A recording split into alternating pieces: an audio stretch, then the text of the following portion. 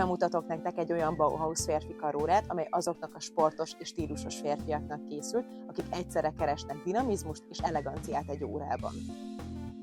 Ez a modell a német mérnöki pontosságot ötvözi a pilótaórák letisztultságával. Egy időtlen darab, ami minden alkalommal magára vonja a figyelmet. A 42 mm átmérőjű, rozsdamentes acéltok karakteres, mégis kényelmes viseletet biztosít. A fekete számlapot narancssárga arab számok és mutatók dobják fel, melyek nem csak jól olvashatók, de sportos lendületet is adnak az összhatásnak. A 24 órás segédszámlap, valamint a 3 óránál található dátumkijelző funkcionálisan és vizuálisan is tökéletesen illeszkedik a dizájnhoz. Az üveghátlapon keresztül megcsodálható 21 köves Japan Citizen Miyota 8217-es szerkezet pedig minden órakedvelő szívét megdobogtatja. A K1-es ásványüveg védi az órát a karcolásoktól, a fekete bőrszíj narancsszínű díszvarással pedig sportos és elegáns egyszerre.